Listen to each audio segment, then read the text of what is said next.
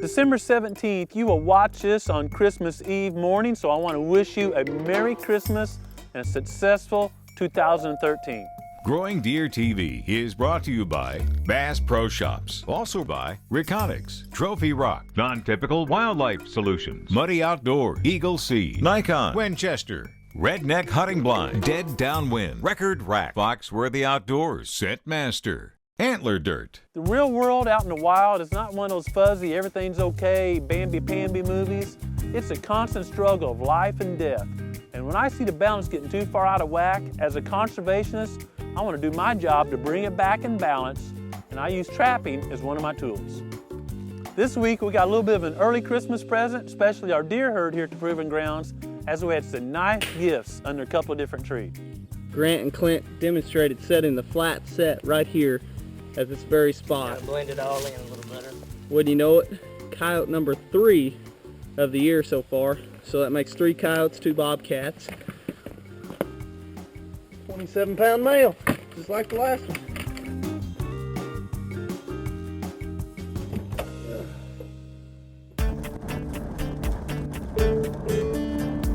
I work on hunting properties throughout the Whitetails range, and almost all of them have areas where guys are driving all the time, and those would be great areas to set some traps to start removing predators.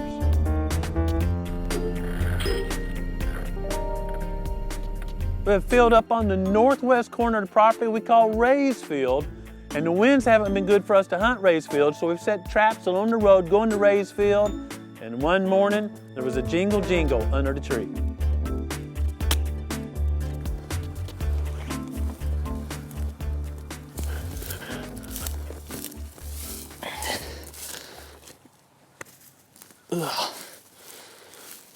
It doesn't have very much hair left on its belly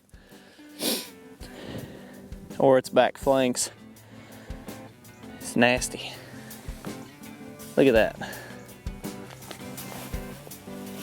Now sometimes coyotes will fight or get under a fence and knock a little hair off, but this coyote had mange.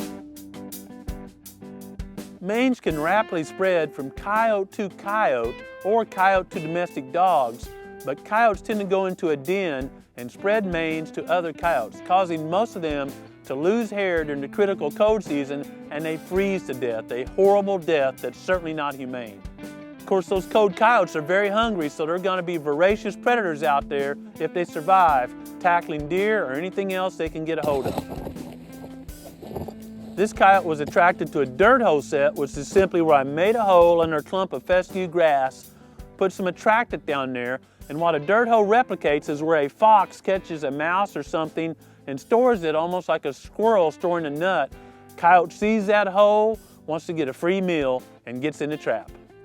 This large female coyote, if she survived the winter, would have had several pups and put more predators out here, which is exactly opposite of my objective of balancing that predator-prey relationship.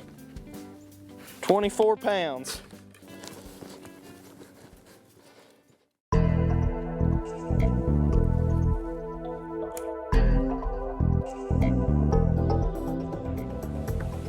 Coyote number 4 of this season trapping here at the Proving Grounds. Coyote number 4 from here at the Proving Grounds happens to be a female coyote, which is good because coyotes will have 6 to 9 pups per litter on average. And during that time when they're rearing pups, they will literally take up to a fawn a day just to feed those pups. It's a time when the fawns are new, and in ag country where does are extremely productive, maybe averaging 2.3, 2.5 fawns per doe, you can have a lot of predation and no one even notices it. But here in timber country, where our productivity of a deer herd is not near as high, coyotes can really suppress a deer herd. That's of a greater concern this year than a lot of years because we've had a record outbreak of EHD, epizootic hemorrhagic disease, from Florida to Montana.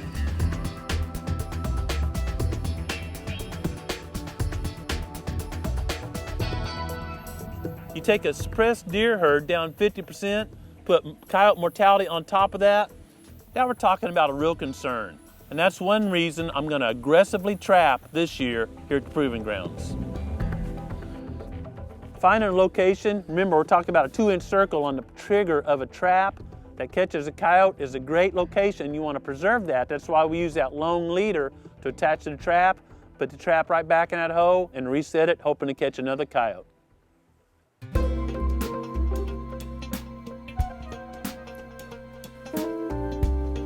Using a Duke cage trap this morning, caught a known nest turkey predator and opossum, American opossum.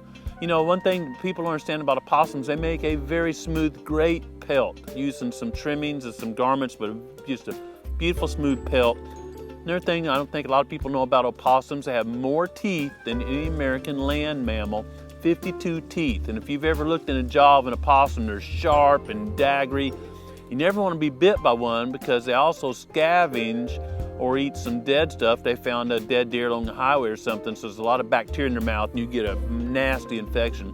Besides 52 pointed teeth just ripping the flesh off your finger. You know, turkey population here at the Proving Grounds is none too high. It's huntable, but none too high. So again, trying to balance that predator-prey population. Gonna remove some raccoons and opossums this year. This is number one. Normally use dog food for my raccoon and opossum trapping, but you know, they're coming to about anything that smells like food, so want to be recycling, be a good conservationist, you know, reduce, reuse, or recycle. So had eggs for breakfast. Eggshells are very smelly and very attractive. Remember, these are turkey nest predators. So you put an eggshell out here, a raccoon or possum is coming soon. And then smelly tuna, smelly fish, there'll be a coon in this trap soon. And the reason I put it in a little old can like this is so it won't go through the bottom of the trap and rats or something else eat it. And also it really focuses the critter's attention on what's in the can and not the trap. I'll put it all the way at the back of the trap at an angle like this. And the third thing it does, it keeps most of the rain off of it, so your bait stays good even if it rains.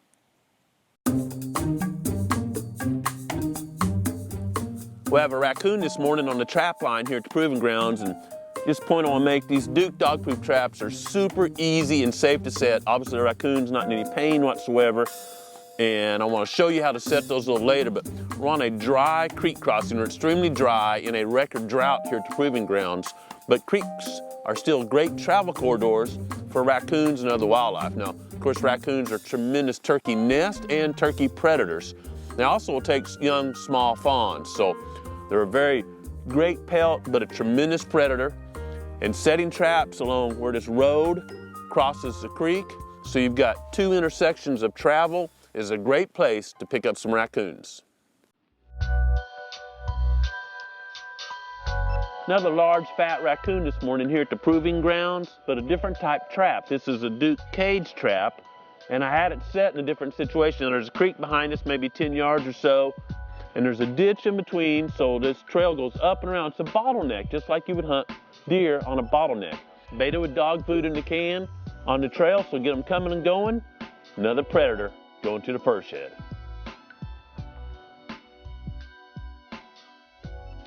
When I dispense of an animal, I usually move it right off my trap site because I think I'll catch more raccoons here.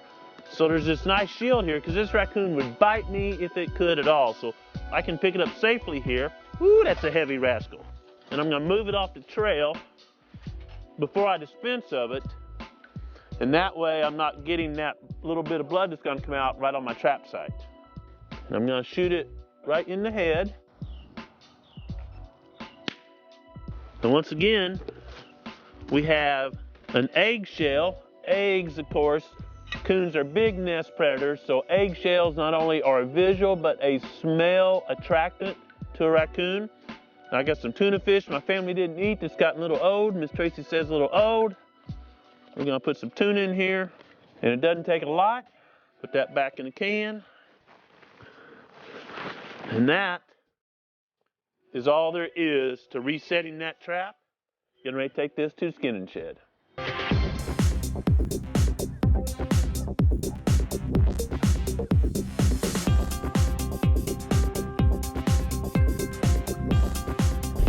Look at that rascal. Look at that. You're a dude.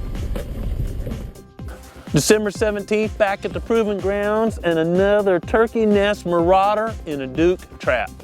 I just want to share with you why this set worked. We've got a road coming down here and a creek right there. Again, 2 habitat types crossing makes for a great travel corridor for a raccoon. I simply had dog food in that Duke trap covered with this can to keep the rain or crows or squirrels out. I actually put a rock on top of this can. No problem for a coon moving that rock off, but I had some pesky squirrels here that were flipping the can off and making the trap empty of food before nighttime came. A great tip is to use a natural call or lure. And all animals have it, it's their urine. So when you dispatch an animal, simply press in here right in front of the hip and down, and that will be where the bladder's located. Make the urine come out. Now I've got a great call lure of an animal's urine right there next to the trap. These cables that Clint makes and this little D-loop he's got me using makes setting these traps so much faster than driving stakes. And the second thing it does, if you stake this trap right here, coon's gonna fight in a circle, mess your trap site all up. This way the coon went over to a tree, climbed to safety, had a comfortable night, and I can reset right here without the area being messed up. Golly. I just put the trap full of cat food this week. I'll switch it up. Another important thing is take a little out and just throw it across the road. Just hands on Gretel, I call it. So a coon traveling down this road is gonna smell that, eat it. That's gonna get him excited, turn his senses on full alert. Then you'll find a trap, stick his hand in a cookie jar. Predators tend to travel a lot, so by trapping the main road up and down the valley at the proving grounds, we're probably impacting most of the predators anyway. And as soon as deer season ends on January 15th, we'll pull a bunch of traps on the 16th and go up to the ridge tops to work on those areas where we haven't had traps yet this year. I hope the conditions are really favorable for hunting at your proving grounds, and I hope you get outside and take a moment to enjoy creation. And while you're doing that, think about the Creator. Thanks for watching GrowingDeer.tv. Ready?